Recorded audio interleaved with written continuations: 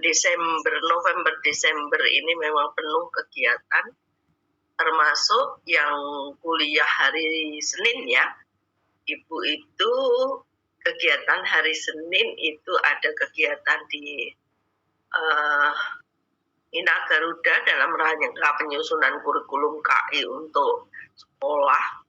Itu berarti kelas B tidak bisa, tapi saya usahakan untuk yang kelas A hari Selasa bisa. Tapi yang kelas B yang hari Senin itu tetap tidak bisa karena itu dari pagi sampai sore kegiatan di Ina Garuda. Hari ini saudara kita lanjutkan kegiatan untuk perkuliahan pada pertemuan ke-9. Di presensi sudah saya tuliskan, saya masukkan presensi saudara untuk kegiatan yang pertemuan ke-8. Pertemuan ke-8 itu UTS dan presensi saudara sudah saya masukkan sebagai presensi UTS. Dan hari ini presensinya adalah presensi pertemuan 9. Jadi yang kelas B besok tetap tidak bisa hari Senin, tapi insya Allah kelas A saya usahakan tetap bisa untuk hari Selasa karena kegiatan saya hanya hari Senin di Ina Garuda. Moga-moga tidak ada kegiatan yang lain. Termasuk kegiatan hari ini, saya juga ada kegiatan di luar, tapi kegiatannya 8:30. Artinya saya juga bisa memberi kuliah. Repot karena saya kan sudah berjanji pada saudara untuk memberi kuliah hari ini.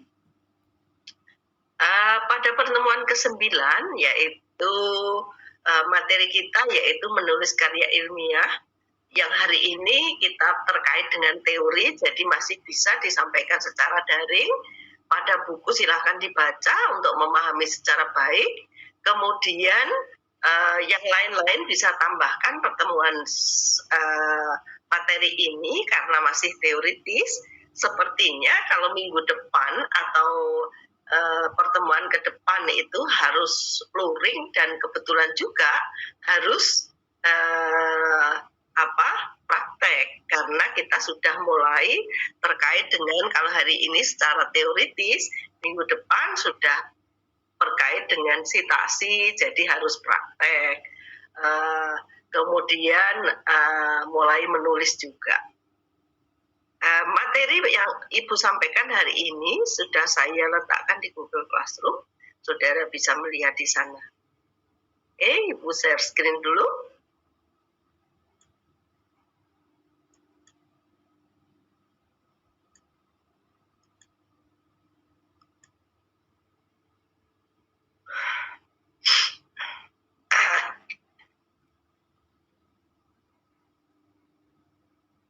Sudah kelihatan?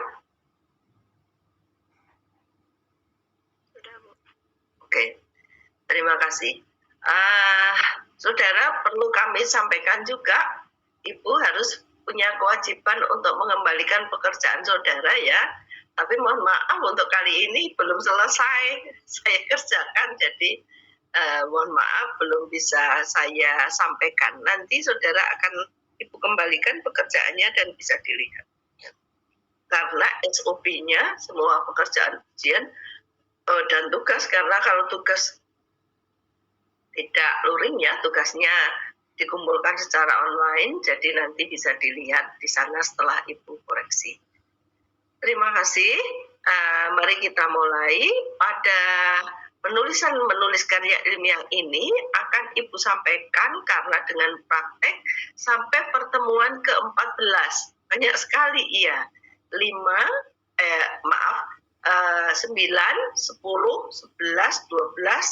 10, 11, 12, 13, 14. Jadi karena sambil praktek maka banyak pertemuannya. Hari ini masih diberikan teori secara dasar terkait konsep tentang menulis karya ilmiah. Kemudian minggu depan kita diskusi tentang jenis-jenis karya ilmiah, kemudian sitasi, kedepannya lagi, kemudian ada beberapa minggu yang targetnya adalah untuk konsultasi. konsultasi hasil. Karya ilmiah, pada bab karya ilmiah ini ada beberapa hal yang harus kita capai. Yang pertama yaitu saudara diharapkan dapat memahami pengertian menulis karya ilmiah. Ini akan kita selesaikan hari ini. Teknik menulis karya ilmiah ini kita selesaikan minggu yang akan datang. Membuat karya ilmiah dan melakukan teknik presentasi karya ilmiah ini kita lakukan minggu-minggu berikutnya. Jadi hanya tersisa satu pada pertemuan ke-15, yaitu yang membahas tentang surat dinas.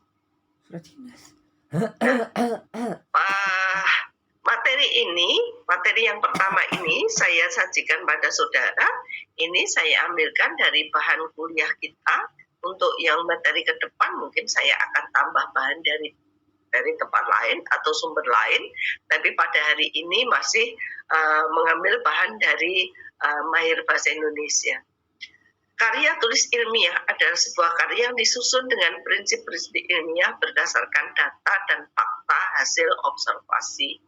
Jadi ini yang membedakan karya ilmiah ini berbeda dengan karya non-ilmiah. Karena prinsip ilmiah yang digunakan, data dan fakta juga secara ilmiah, hasil observasi, kemudian tidak mengarang dalam tanda petik. Ini yang membedakan karya ini berbeda dengan karya fiksi. Karya tulis ilmiah dapat berupa laporan tertulis yang dipublikasikan. Karya tulis ilmiah dapat juga dipresentasikan dalam forum ilmiah serta dijadikan acuan atau referensi bagi kalangan atau ilmuwan yang lain dalam melaksanakan penelitian atau pengkajian selanjutnya. Jadi bentuknya kalau nanti berupa artikel bisa dipresentasikan secara oral maupun dengan poster. Kemudian dapat juga dituliskan atau dipublikasikan dalam bentuk proceeding seminar. Bisa juga dimasukkan atau diunggah di jurnal karya ilmiah tentu saja, yang semuanya tentu ada aturannya masing-masing. Saudara, walaupun masih mahasiswa S1, saudara adalah kaum intelektual. Artinya, saudara pasti mempunyai pemikiran dan ide kreatif. Tentu saja, ide-ide kreatif itu diseyogiakan atau akan lebih baik jika itu berguna atau bisa membantu mengatasi masyarakat. Karya ilmiah ini juga sebagai tempat juga saudara untuk mengasah kemampuan dan berpikir. Nah, kadang kita bertanya, bagaimana kita bisa membuat, bagaimana kita punya ide, bagaimana kita memunculkan ide, dan bagaimana ide itu bisa kita atur. Ada banyak hal yang harus kita siapkan. Terutama yang kita siapkan adalah bekal yang ada di kita, melalui apa nanti juga akan dibahas di sini. Bahwa ketika kita ingin memunculkan ide, hal yang bisa kita lakukan, misalnya kita membaca. Tentu membaca dengan yang ilmiah juga. Misalnya saja saudara bisa posting atau searching ya di Google Scholar atau Google Cendekia. Misalnya saudara ingin menulis sesuatu yang tentang hutan misalnya, tentang sampah misalnya, tentang banjir misalnya, tentang apa yang terkait dengan dunia sekitar lingkungan kita. Itu tidak imajinasi kita yang bergerak, tetapi dasar yang kita gunakan itu adalah dasar-dasar dari sumber-sumber yang bisa dipertanggungjawabkan. Nah, konsep tulisan ilmiah ini masih menjadi masalah utama karena apa? Sering kita sangat terpaku atau sangat terbatasnya dari acuan yang kita punya. Seperti Ibu sampaikan tadi, kalau kita tidak membaca, mungkin akan susah kita untuk memunculkan ide. Kalau kita tidak mencari sumber, tentu sumbernya ya jangan asal juga. Sumbernya tentu sumber yang bisa dipertanggungjawabkan, berbobot misalnya. Maka itu baru akan muncul. Selama kita membatasi diri untuk tidak membuka wawasan kita, maka akan sulit bagi kita. Yang berikutnya, sering kita masih kacau antara tulisan ilmiah dengan yang tidak ilmiah. Tentu nanti bisa kita lihat di sini bahwa ada beberapa ciri yang harus kita penuhi terkait tulisan ilmiah. Pada mahasiswa S1 misalnya bisa berupa makalah, laporan praktikum,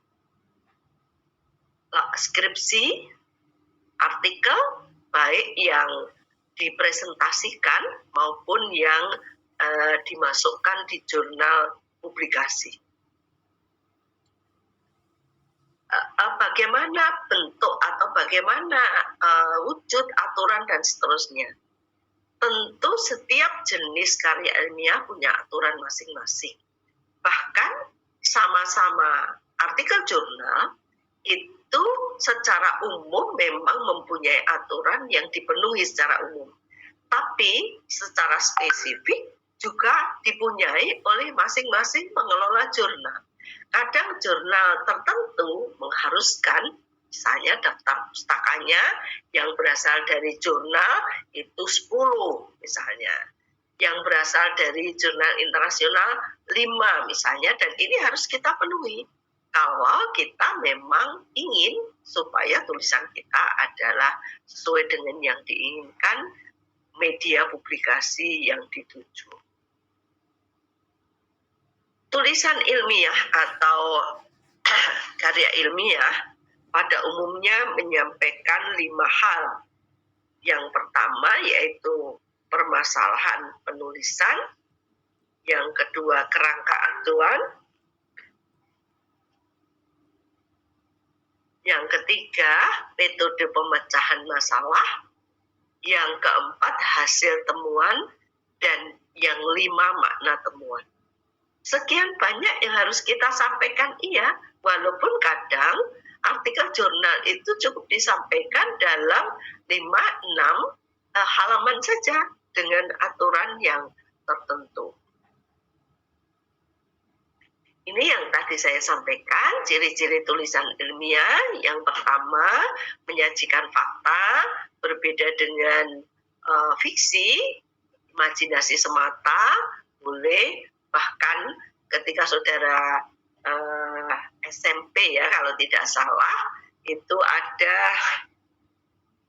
pada bahasa Indonesia itu ada lupa saya, narasi fiksi tapi fiksinya apa ya namanya, saya agak lupa, yang itu betul-betul fiksi dan betul-betul imajinasi, sehingga kadang pikiran kita terbawa jauh, sepertinya kita menjadi seorang tokoh yang sangat luar biasa.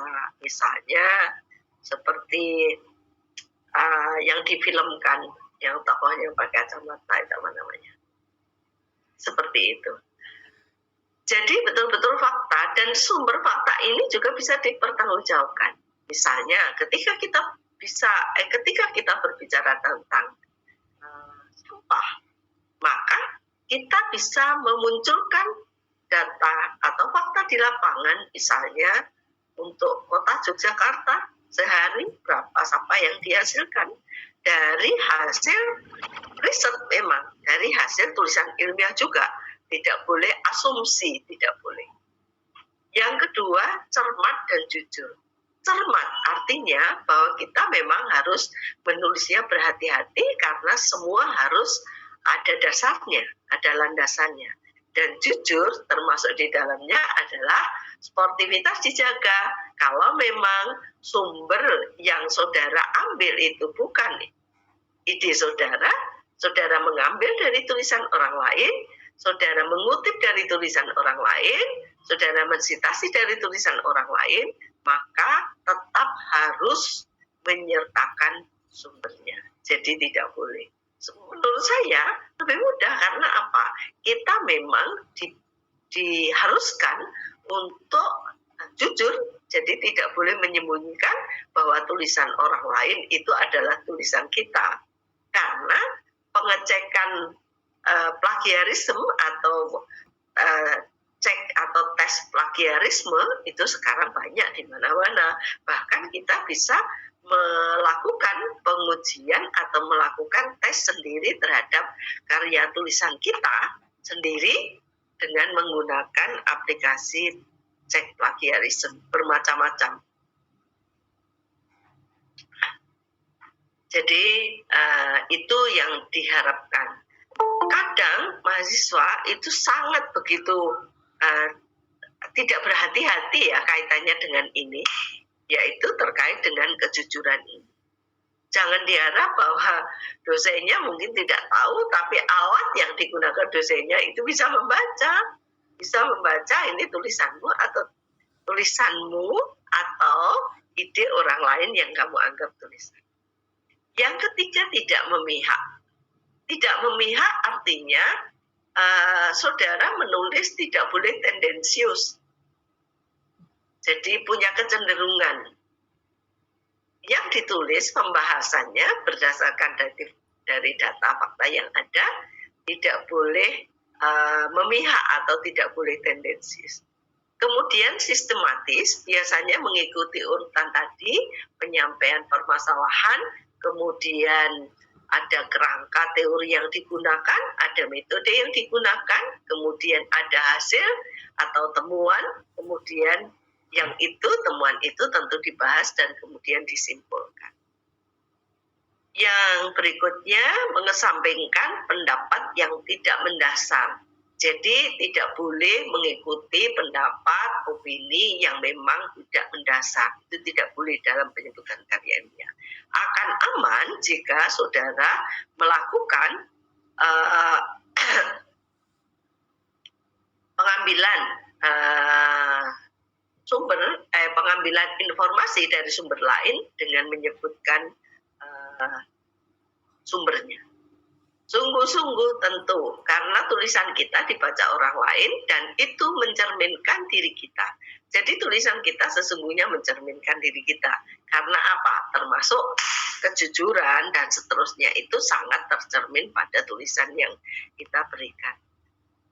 Yang berikutnya, tidak bercorak debat. Jadi tulisan kita itu tidak mengarah ke memperdebatkan sesuatu, karena kita kan tidak boleh condong, tidak boleh memihak, tidak boleh tendensius. Kalau misalnya ada sesuatu yang diperkontraskan, maka disajikan saja sumber satu dengan sumber yang lain, itu saja. Jadi tidak perlu kita kemudian apalagi kemudian menjustifikasi atau menyimpulkan tanpa menggunakan bukti. Kemudian tidak bernada membujuk. Nanti kalau bernada membujuk itu tulisannya ragamnya disebut persuasif. Tidak ini. Kalau persuasif seperti iklan. Tidak ini. Betul-betul kita memang menyajikan fakta, data secara objektif, dan yang terakhir tidak berlebih-lebihan. Itu ada beberapa ciri di sini ini yang memang saudara harus hindari, terutama kalau saya melihat kecenderungan mahasiswa, terutama adalah terkait dengan kejujuran. Oleh karena itu, maka nanti ketika saudara berproses, mulai dari menyampaikan ide, mengembangkan ide dalam bentuk kerangka, mengembangkan kerangka dalam bentuk tulisan, betul-betul saudara melakukan proses yang baik, proses yang ilmiah.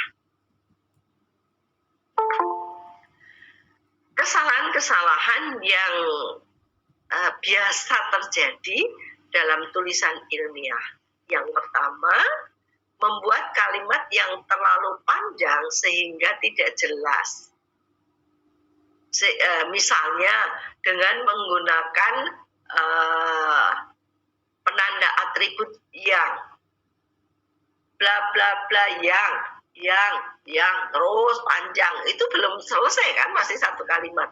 Ini dihindari. Kalau memang saudara ingin menyampaikan dua sesuatu yang diperlawankan, maka pilihlah kalimat majemuk untuk menyampaikan itu, baik majemuk setara maupun majemuk bertingkat.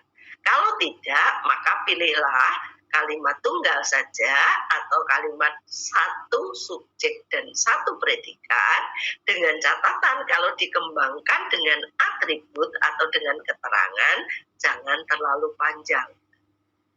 Khawatirnya kalau terlalu panjang kemudian kesatuan menjadi hilang. Koherensinya nanti juga menjadi agak sulit. Ini yang akan diacu yang mana itu.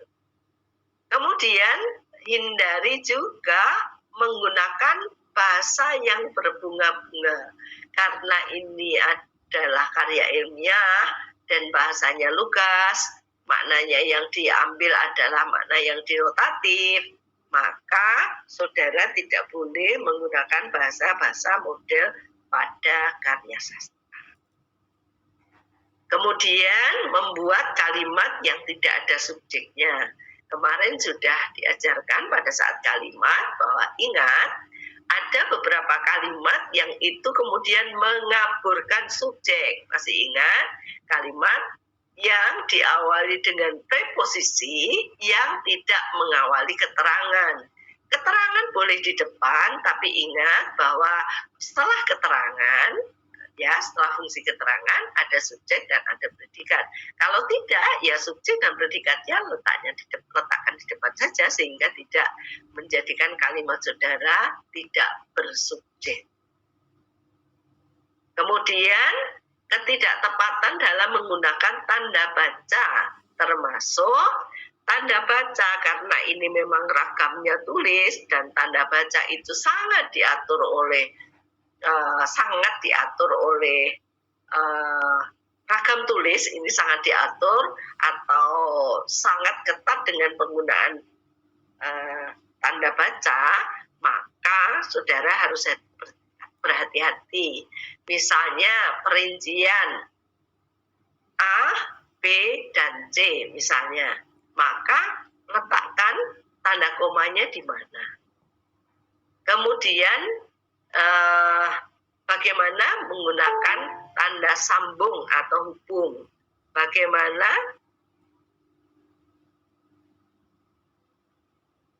adakah yang akan masuk ini? Maaf, saya konsen banget tidak melihat.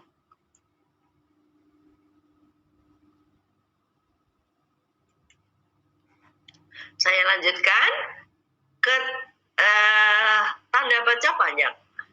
Tanda titik, tanda koma, kemudian ada miring, cetak miring, ada cetak tebal, kemudian kalau pemakaian huruf harus ada huruf kapital, ada tidak, dan seterusnya, miring, dan seterusnya.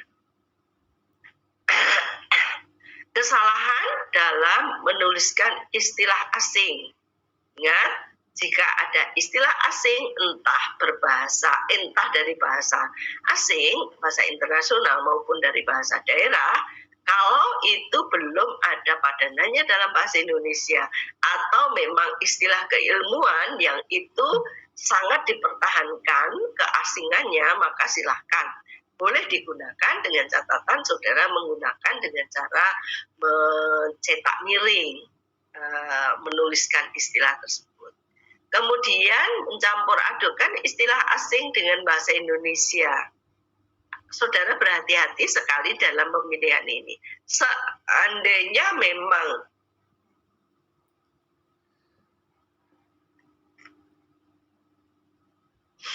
yang saudara ambil itu memang sangat memerlukan istilah asing, tentu sangat dibolehkan, asal menggunakan aturan. Seandainya ada padanannya dalam bahasa Indonesia, silahkan. Tapi kalau memang pengambilan itu penggunaannya dalam kerangka istilah tertentu atau merupakan istilah khusus ya, maka silakan. Yang penting adalah saudara bisa menggunakan tata caranya dengan baik. Kemudian membuat terjemahan yang kurang sempurna. Nah, biasanya kita sering juga melakukan penerjemahan terhadap sumber-sumber yang kita punya. Sebaiknya penerjemahan memang harus cek and recheck sekali lagi supaya apa? Supaya penerjemahan atau terjemahan yang saudara lakukan betul-betul sempurna. Bahasa dalam tulisan karya ilmiah ada beberapa hal yang perlu diperhatikan. Yang pertama, pemilihan diksi. Yang kedua, penggunaan paragraf. Dalam pemilihan diksi atau kosakata dalam karya ilmiah sangat menentukan keutuhan makna kita dalam sebuah tulisan kita. Jadi, diksi itu sangat menentukan keutuhan makna sebuah tulisan atau tulisan kita. Diksi harus tepat karena diksi merupakan daya tarik atau tenaga.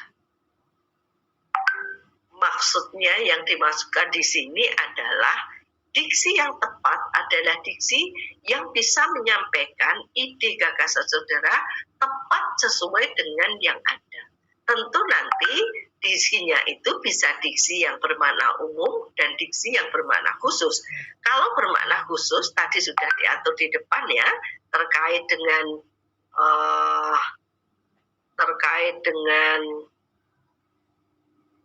cara penulisannya dan seterusnya, maka silakan ikuti panduan yang ada. Kemudian memang dalam karya ilmiah bukan berarti kita menghindari untuk menggunakan kata asing, boleh, selama tentu saja proporsional. Karena diksi yang baik harus diksi yang sederhana, maknanya jelas, dan tidak membingungkan. Yang kedua, terkait dengan bahasa yang digunakan dalam tulisan ilmiah adalah perlu memperhatikan syarat paragraf yang baik. Pada pertemuan ke-6 dan 7 kemarin kita sudah belajar tentang syarat-syarat ini, terutama adalah yang terkait dengan kesatuan, syarat E, kepaduan, koherensi, dan kelengkapan pada B. Kemudian panjang paragraf juga menentukan, pola penyusunan paragraf juga menentukan. Beberapa hal yang harus dihindari supaya saudara tidak kehilangan kohesi, tidak kehilangan kesatuan adalah saudara menuliskan terlebih dahulu setiap ide atau gagasan utama yang ingin disajikan di dalam paragraf. Kemudian coba ide utama atau gagasan itu tuangkan dalam kalimat utama, kemudian baru dilengkapi dengan kalimat-kalimat penjelas. Nah, setelah itu saudara baru masuk ke kepaduan. Apakah sudah ada koherensi sambungan antara paragraf antara kalimat yang satu dan berikutnya? Ini silahkan dicek lagi. Karena kalau tidak bersambung, bisa jadi nanti terdapat lebih dari satu ide. Kalau misalnya kok kemudian ternyata ada dua ide, maka pisahkan ide atau gagasan utama ke paragraf berikutnya. Jangan menjejalkan atau jangan memaksakan untuk memasukkan ide yang berbeda itu pada satu paragraf. Bersabar untuk dimasukkan pada berikutnya. Menurut Ibu, kalau saudara memang belum begitu lancar untuk menulis, maka langkah-langkah seperti ini harus dilakukan. Bagaimana untuk mengecek kelengkapan? Nah, di paragraf itu kan memang minimal dua kalimat. Tapi saya harap kalau menulis paragraf jangan 2 kalimat lah. Karena apa? 2 kalimat ini menurut saya kurang lengkap nanti penjelasannya. Lebih baik memang saudara memberikan ide utama di dalam kalimat utama dan dilengkapi dengan kalimat penjelas, dan kalimat-kalimat penjelas ini tentu yang lengkap sesuai dengan yang dibutuhkan. Yang penting tidak keluar dari ide utama. Ini mesti harus diperhatikan. Jadi kebiasaan untuk menulis pada saat yang kepepet kepepet itu kadang yang seperti ini lewat. Maka besok kita coba untuk menulis bagaimana menulis dengan betul-betul memperhatikan hal-hal seperti ini dalam rangka menulis. Kalau saudara sudah membiasakan seperti ini, nanti pada semester berikutnya saudara menulis makalah, saudara menulis artikel, saudara menulis yang lain-lain, bahkan sampai dengan skripsi, saudara sudah terbiasa. Jadi bahasa Indonesia ini memang memberikan dasar pada saudara untuk bagaimana saudara bisa menulis pada tahapan kegiatan akademik saudara berikutnya. Makanya diberikan pada semester 1. Jadi bagus menurut saya untuk prodi biologi ini memberikan bahasa Indonesia pada semester 1. Bagian-bagian karya ilmiah secara umum terdiri dari 3.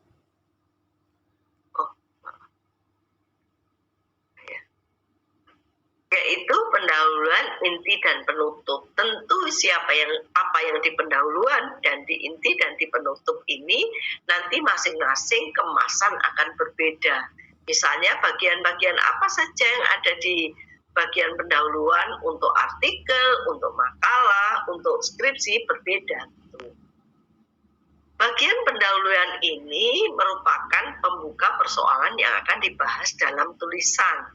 Jadi kalau skripsi itu ada latar belakang, ada masalah penelitian yang itu terdiri dari identifikasi masalah penelitian, kemudian pembatasan masalah penelitian, kemudian rumusan masalah penelitian. Itu kalau skripsi. Jadi pendahuluannya itu panjang sampai dengan tujuan penelitian, manfaat penelitian, batasan istilah yang dipakai di dalam skripsi tersebut itu hanya di bab pendahuluan. Bab 1 biasanya. Nah, kalau artikel beda lagi, kan lebih pendek. Biasanya tidak terlalu panjang, pembatasan masalah dan pengertian-pengertian yang mengarahkan pembaca. Ini jika berupa makalah atau artikel. Dan panjangnya sekitar 20-25% dari dari karya ilmiah. Yang bagian inti itu merupakan pengembangan pokok persoalan. Ada di sana ada kerangka teori, ada metode, ada hasil, ada pembahasan. Ini lebih banyak yang disajikan di sana. Tentu penulis harus menjalin gagasan secara sistematis dan logis. Pada pertemuan yang akan datang nanti coba kita lihat apa saja yang ada di pendahuluan artikel misalnya, apa saja yang ada di pendahuluan skripsi misalnya, dan apa saja yang di bagian inti masing-masing itu. tentu persentasenya lebih banyak karena ini sekitar 60-70%.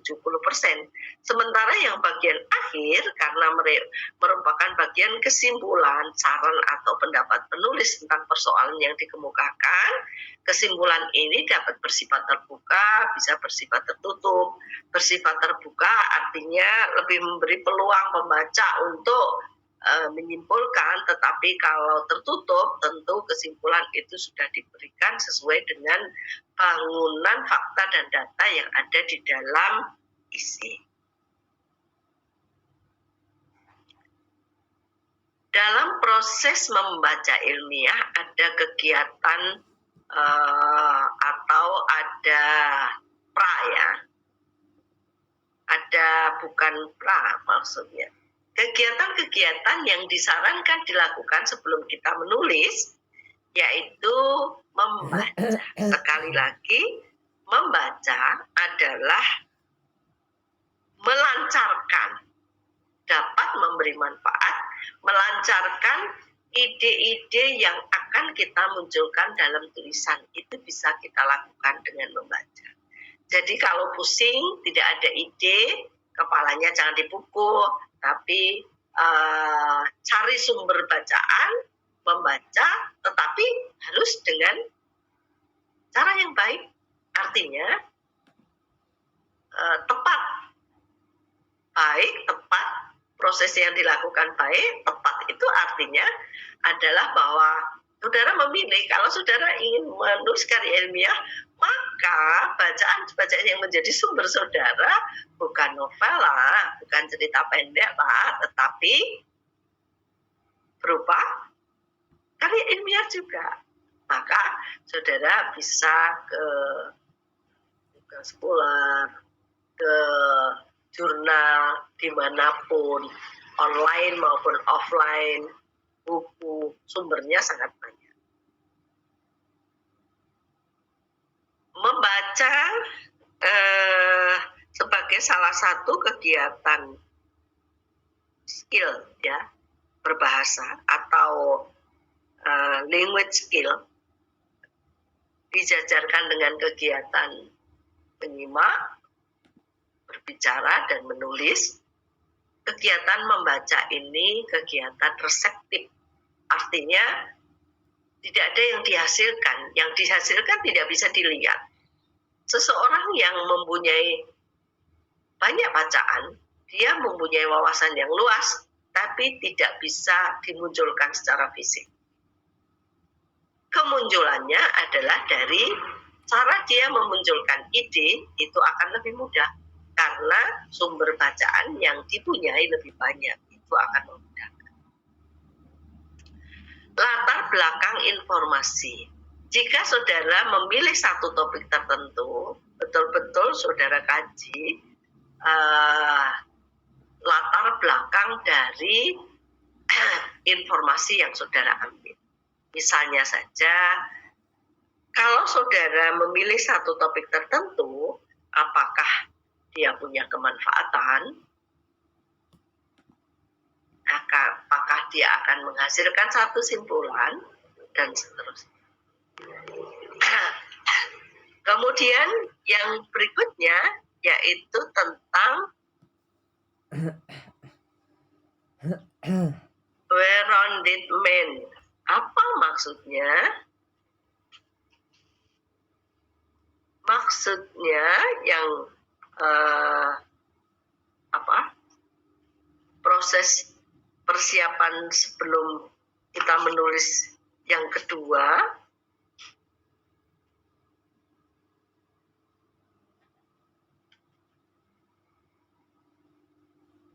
saya lengkapi terkait dengan yang latar belakang informasi ya.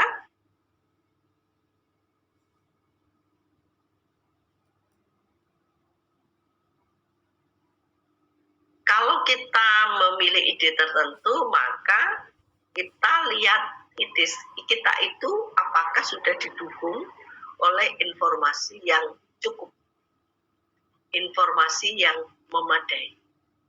Ini bisa dilihat dulu atau bisa disiapkan dulu.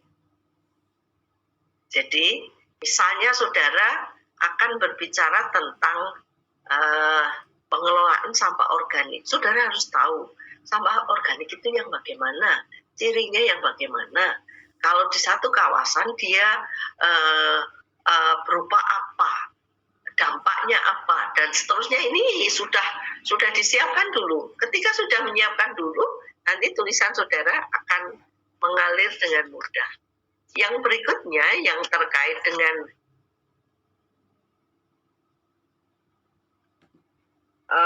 well-rounded man, bahwa seorang penulis atau yang hendak menyelesaikan tulisan hendaknya seorang yang memiliki citra well-rounded man. Maksudnya adalah gambaran seseorang yang sempurna ibarat bulat-bulat. Sempurna sebagai seorang penulis itu adalah sempurnanya atas persiapan serta keperbendaharaan informasi yang dibutuhkan. Tentu akan terlihat seperti itu ya dengan cara, sekali lagi, dengan cara membaca, mempelajari, menentukan latar belakang informasi yang dibutuhkan, dan seterusnya. Yang berikutnya yaitu memiliki kepekaan. Kepekaan yang dimaksudkan di sini adalah kepekaan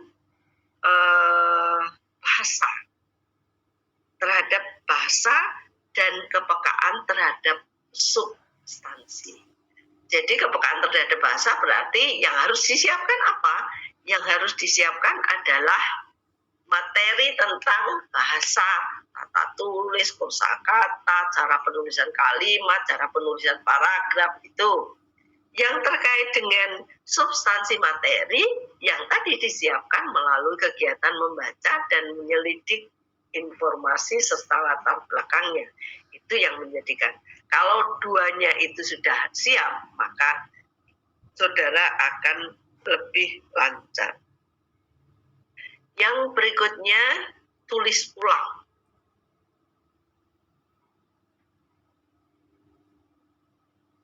Ketika kita menjadi seorang penulis, saudara jangan sampai memiliki sifat 3 hal yang tentu kurang bagus. 1, cepat puas. Yang kedua, ingin menang sendiri. Dan yang ketiga, cepat putus asa. Cepat puas itu, udahlah, saya ini sudah bagus.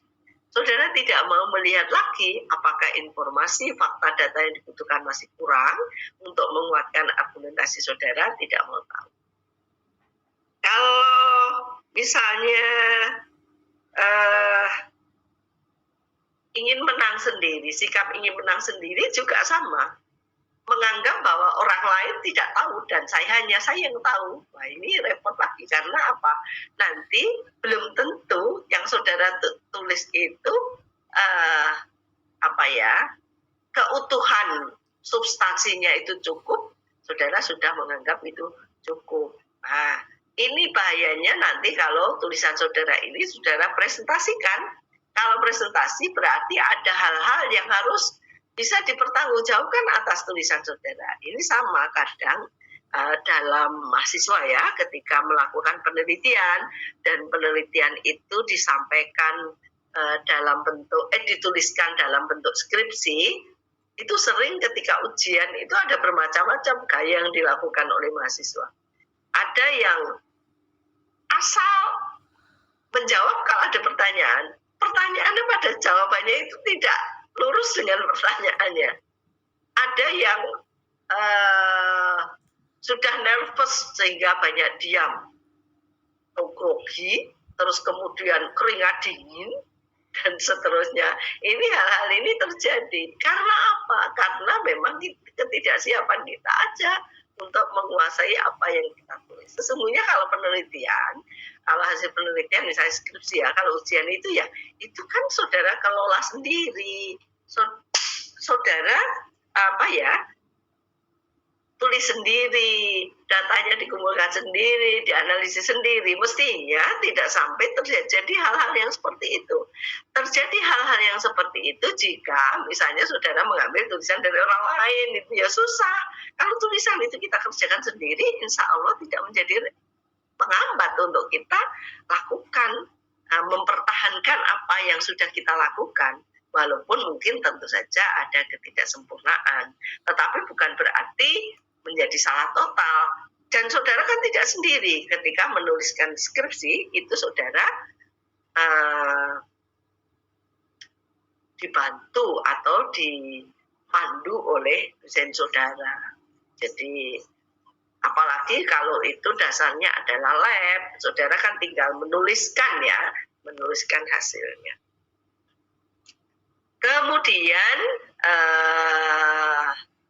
proses menulisnya ada pra-menulis, yang nanti kita coba ya, untuk yang ini, memilih tema dan merencanakan tulisan ilmiah, temanya apa, bentuk tulisannya nanti jenisnya apa, kemudian menulis kerangka, melakukan menulis kerangka, kemudian dari kerangka itu kemudian direvisi, melakukan kegiatan penyuntingan yang pada akhirnya nanti sampai dengan naskah akhir.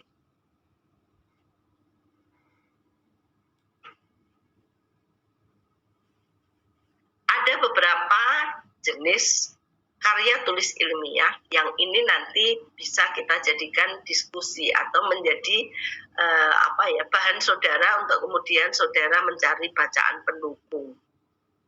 Ada di sekitar saudara, ada jenis yang namanya paper, ada report, ada skripsi, tesis, ada disertasi. Nah, di kita atau di pembahasan kita nanti ada 3 hal yang akan kita bahas jenis karya ilmiahnya, yaitu artikel, makalah, dan laporan penelitian. Maka silakan saudara cari-cari informasi tentang artikel, saudara cari-cari informasi tentang makalah, saudara cari-cari informasi tentang laporan penelitian. Ini akan kita diskusikan pada pertemuan minggu yang akan datang sebelum kita mulai menguak sedikit tentang sitasi. Begitu, tentu ini materinya bersambung terus ya, karena ini sampai dengan pertemuan ini. Ada yang memang harus praktek, jadi minggu depan minimal saudara sudah memegang informasi, sudah mendapatkan informasi apa itu makalah, apa itu artikel, apa itu laporan penelitian, sehingga nanti kita mengetahui karakteristik masing-masing untuk kemudian kita menyiapkan. Seperti itu yang bisa Ibu sampaikan. Adakah saudara yang ingin bertanya?